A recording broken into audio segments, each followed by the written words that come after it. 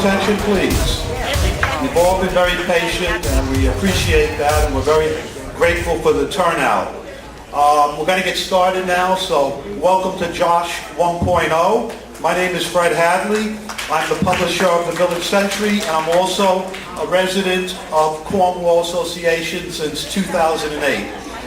When I first heard that this young man was running for state representative by reading an article in the Palm Beach Post last August, I reached out to him because I wanted to make sure I could find out everything I could, both for myself and for the readers of the Village Century.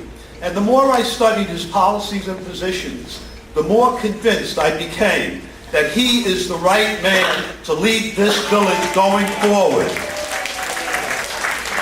Now, you didn't come here to hear me talk. You came here to listen to the candidate. So I want to say that it's my great honor and privilege to introduce to you the next representative from District 81 of Palm Beach County in the great state of Florida, Mr. Joshua Izaak. Let's have a big hand. Thank you.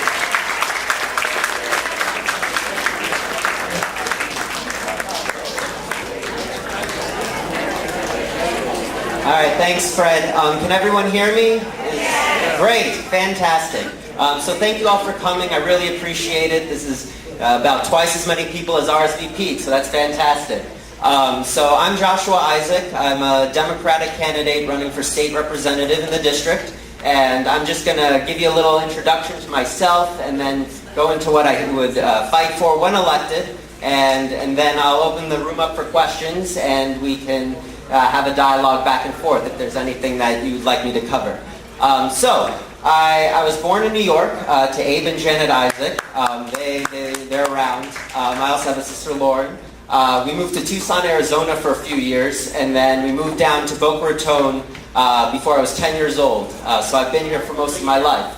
And it's wonderful to be in Century Village because I've had all my grandparents, all my bubbies and zadies have lived in Century Village at one point or another. My bubby Esther, she's right over there.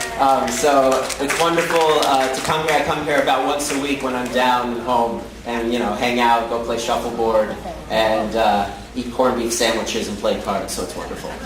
So it's great to be here. And if you know the area, I went to school here, Water's Edge Elementary School, Loggers Run Middle School. I went to Olympic Heights High School, which is just down the road for a year. And then they built West Boca Raton High School all the way west on 441. And that's where, or on Glades, and that's where I went and graduated. And I was in the plays. I don't know how many of you like to go. The best show right? at school. Yes. I used to be in the plays and the musicals like Odd Couple, and I used to do things like that, and that was a lot of fun. And then I went to Emory University up in Atlanta, and I got some Emory people. And so I got a Bachelor's of Arts in Political Science and a Bachelor's of Business Administration from the Goizeta Business School.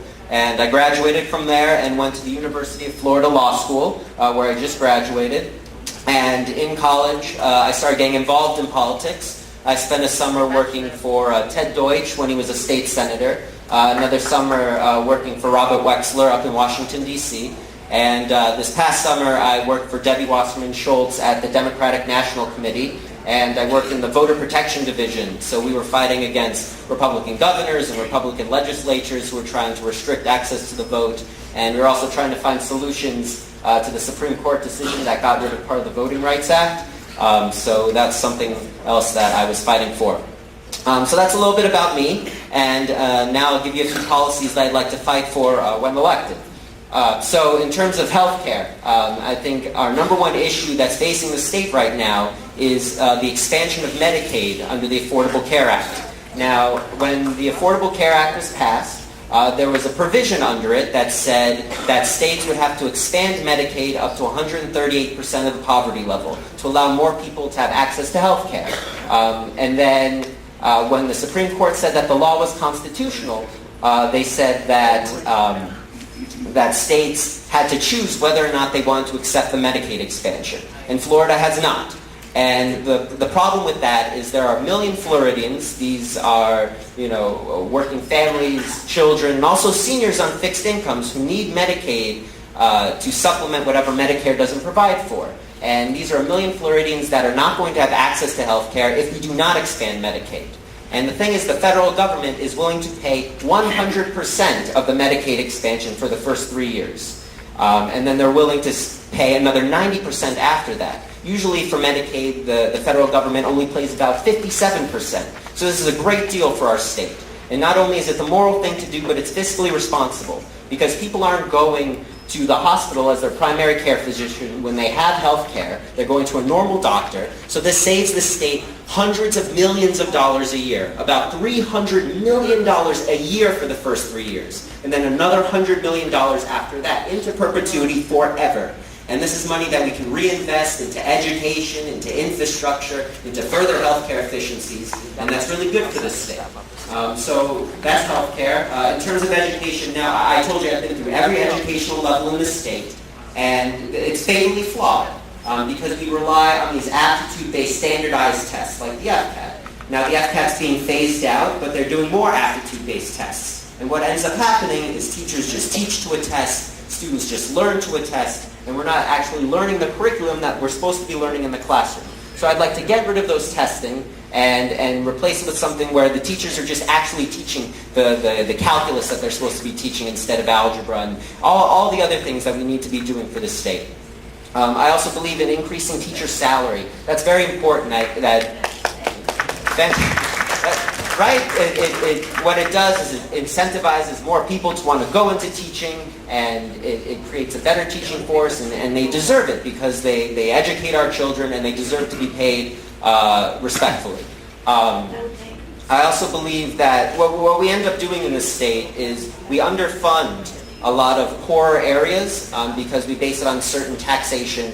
And I believe that every school district, whether it's an affluent school district or whether it's a low-income school district, should have all the resources necessary to be successful. And that includes a good arts education. Like I said, I was in drama, I also did band, so I know the value of a good arts education, and it's really important. And we should have every school have the ability to teach their children dance or music or drama if they'd like to, because that creates a well-rounded educational system. So that's education. Thank you. Now, I also believe in terms of clean energy. I'm a strong proponent for clean energy as opposed to a fossil fuel-based economy. And as your representative, I'm going to fight to try to bring private investment into this state to create clean energy. For instance, there was a private company a few years ago that wanted to build a wind farm up in the Glades, which is part of my district. And this wind farm would have created 60,000 clean homes. It would have powered 60,000 homes. It would have created hundreds of jobs in an area of this district that has 40% unemployment. 40%. And this would have been really great for this district. But unfortunately, the wind farm company had to pull out because the economic incentives weren't there in this state for it to be economically feasible for them.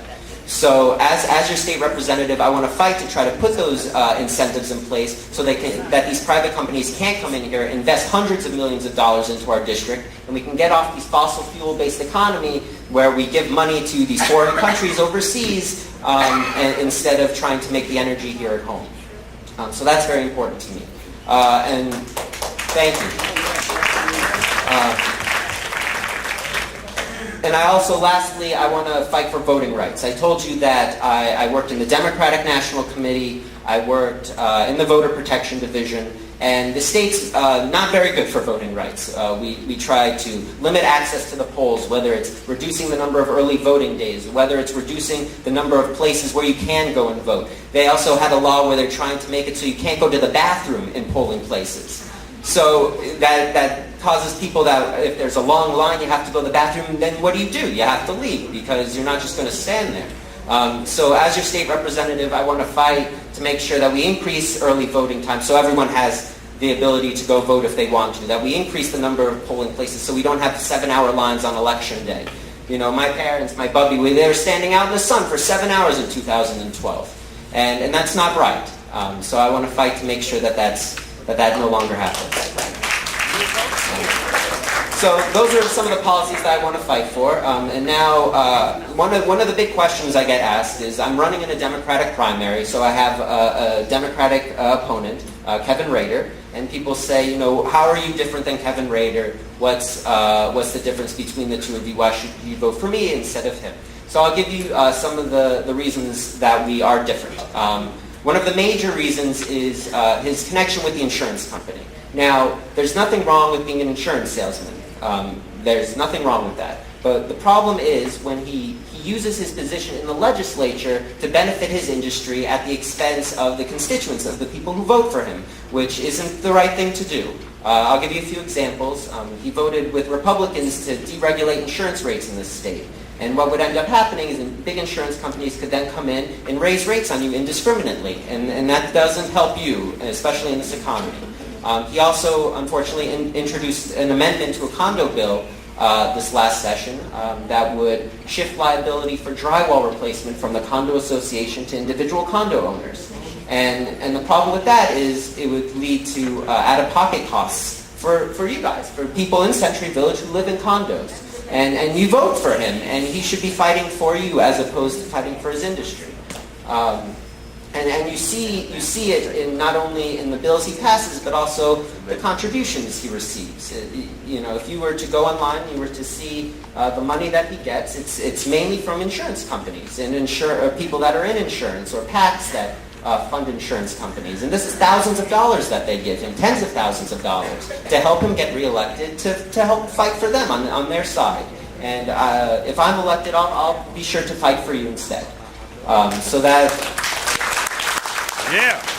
Questions. I'll just let you know a little bit about the voting process because that's very important and it's coming up. So there are a few ways that you can vote. You can vote at the polls here in Century Village. You live in Century Village, the clubhouse on Election Day, August 26th. You can go to the clubhouse. I don't know how long the lines will be, but you should go and then you can vote. That's one way you can vote. You can also early vote. And that is between August 11th and August 24th. And early voting happens at the library on 441. I think the Century Village bus goes there on Thursdays. So that's another way you can vote. The lines might be a little shorter. Just make sure that you have, identification. They make sure who you are so you're able to vote when you go. And the third way you can vote is by absentee ballots. Now, you can fill out a form either online or you can go to a supervisor of elections office and you fill out a ballot and you fill out an absentee ballot and then they send a ballot to your home and you fill it out and you mail it back to them. And I think absentee ballots start going out July 29th. So those are the three ways you can vote. Any of them works. And I just hope that when you do vote, you vote for me. So thank you again for coming. And there should be a Democratic Club meeting between now and the primary, and I will be attending that. So hopefully there's more. But thank you very much for coming. We'll get the food out to you. Enjoy, and I'll be around and we can talk more. Yeah!